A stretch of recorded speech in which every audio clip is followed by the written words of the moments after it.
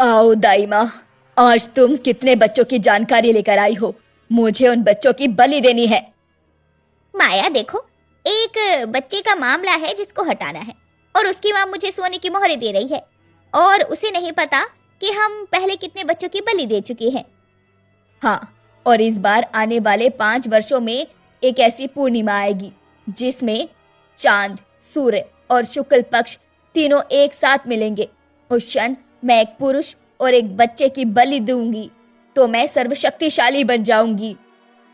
तो ठीक है, हम इन दोनों को 5 साल तक किसी तरह डरा कर रखेंगे, तब देखना हम उन दोनों को बलि देकर सर्वशक्तिशाली बन जाएंगे। तुमने बिल्कुल ठीक कहा। हम इन्हें 5 साल तक पूरा होने पर बलि दे देंगे और उस पहाड़ की काली गुफा में किसी को भी पता नहीं चलेगा। फिर धीरे धीरे समय बीतता है और एक बेटा पैदा होता है और देखते ही देखते 4 साल बीत जाते हैं।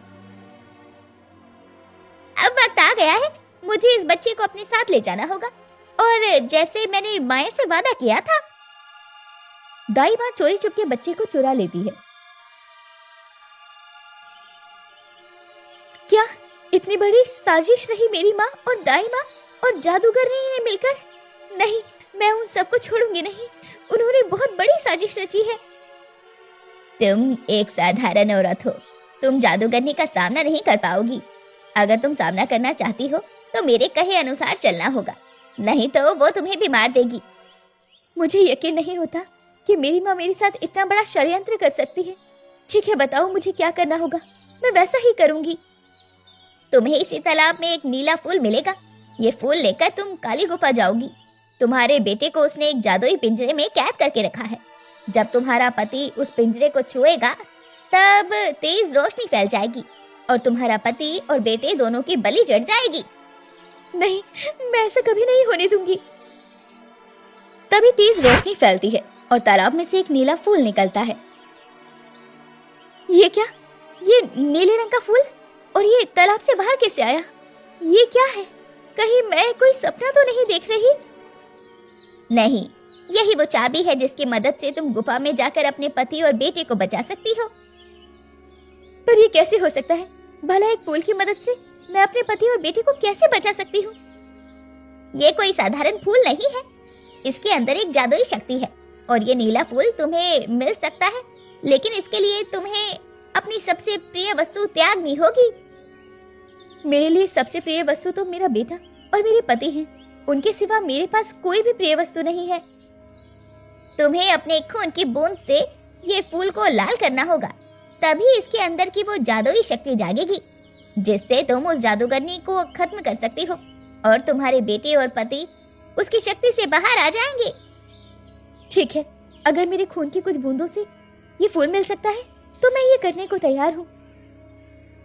सुगंधा एक नुकीले पत्थर लेकर अपनी हथेली काटती है और जैसे ही कुछ खून की बूंदें तालाब पर गिरती है तभी नीला फूल अचानक लाल फूल में बदल जाता है और सुगंधा के हाथ में आ जाता है। मुझे यकीन नहीं हो रहा कि ये फूल मेरे हाथ में आ गया। अब वक्त बहुत कम है तुम्हारे पास, तुम जल्दी से उस काली गुफा की तरफ निकल जाओ क्योंकि वो रात अब बस 12 बजे के बाद शुरू हो जाएगी। उसके बाद वो तुम्हारे पति और तुम्हारे बेटे दोनों की बलि दे देगी। कुछ भी हो जाए, मैं उसे जीतने नहीं दूंगी। मैं अपने पति और बेटे को बचाकर ही रहूंगी। अब मैं चलती हूँ। तुम्हारा बहुत बहुत धन्यवाद। तुमने मुझे पूरी सच्चाई बता दी, वरना मुझे कभी ये सब पता नहीं चलता। अब मैं चलती हूँ। फिर सुगंधा लाल फूल लेकर वहां से निकल पड़ती है और वहीं दूसरी तरफ राजीव पहाड़ी के पास पहुंच जाता है। अब बस मुझे अपने बच्चे को आजाद करना है। जल्दी से जाता हूँ, पता नहीं मेरा बच्चा किस हालात में होगा। फिर राजीव गुफा के अंदर जाता है और एक चमचमाते पिंजरे में अपने मासूम बेटे को देखता है। ये क्या? मेरा बेटा तो यहाँ एक चमचमाते पिंजरे में कैद है। हे भगवान, ये क्या हो गया मेरे बेटे को? रुक जा मेरे लाल, मत रो। मैं तुझे कुछ नहीं होने दूंगा। मैं तुझे इस पिंजरे से आजाद करके ही रहूंगा। राजीव पिंजरे को छूने ही वाला होता है कि पीछे से सुगंधा आती है। रुक जाइए जी, आप ये पिंजरा मत छूइए, वरना आपकी वहीं पर मृत्यु हो जाएगी। ये तुम कैसी बातें कर रही हो? किसने हमारे बच्चे को पिंजरे में कैद कर दिया है और मेरी मृत्यु कैसे हो सकती है? तुम्हें भला ये बात किसने कही है? ये पिंजरा नहीं बल्कि माया जादूगरनी का जाल है। वो तुम्हारे और हमारे इस मासूम से बच्चे की बलि लेना चाहती है, इसलिए उसने तुम्हें यहाँ भेजा है। ये सब तुम्हें किसने बताया है?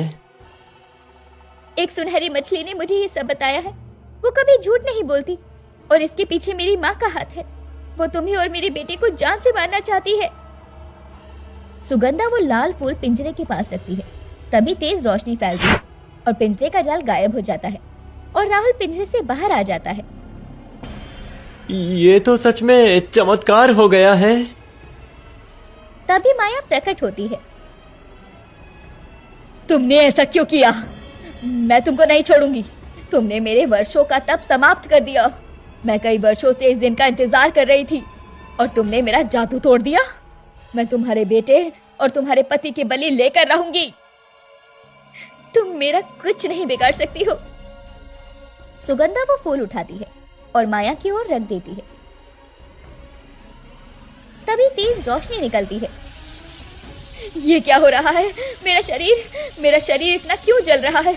नहीं, तुम ये फूल यहाँ से हटाओ। तुम्हें ये कहाँ से मिला? कहाँ से लेकर आई हो? कुछ ही देर में माया जलकर भस्म हो जाती है। तभी ललिता और दाई माँ वहां पहुंच जाती हैं। बेटी, तुम क्या कर रही हो? छोड़ दो, उन्हें मर जाने दो और मेरे साथ चलो। जमींदार का बेटा अभी भी तुम्हारे साथ शादी करने के लिए तैयार है। माँ, मुझे यकीन नहीं हो रहा। आप एक माँ होकर दूसरी माँ से बच्चे को कैसे छीन सकती है? माँ, मुझे शर्म आती है कि आप मेरी माँ है। काश मैं आपकी कोख से पैदा ना हुई होती। क्या बोल रही हो? मैं तुमसे बहुत प्रेम करती हूँ। मुझे माफ कर दो। गुस्से में मैंने दाई माँ से ऐसा कहा था। और दाई माँ, आपको बिल्कुल भी शर्म नहीं आई एक मासूम से बच्चे को इस तरह से मारने में? मैं और माया बचपन की दोस्त है। मैं बच्चों को लाकर उसे देती थी, इसलिए मैंने ये सब किया। तुमने मेरे बच्चे को छीनने की कोशिश की? रुक जा, मैं अभी तुझे बताता हूँ। फिर राजीव एक पत्थर उठाता है और दाई माँ पर फेंकता है। तभी दाई माँ बेहोश होकर गिर पड़ती है। चलो सुगंधा, हमें यहाँ से चलना चाहिए। ये लोग हमें और हमारे बच्चे को अलग करना चाहते थे। नहीं, ऐसा मत कर बेटी। मैं तुम्हारे बिना नहीं रह सकती। ऐसी माँ होने से अच्छा है मैं तुम्हारे घर पर आज के बाद कभी नहीं आऊंगी। इतना कहकर सुगंधा और राजीव अपने बेटे राहुल को लेकर गुफा से निकल जाते हैं और फिर अपने घर में शांतिपूर्ण और खुशी खुशी जीवन यापन करते हैं।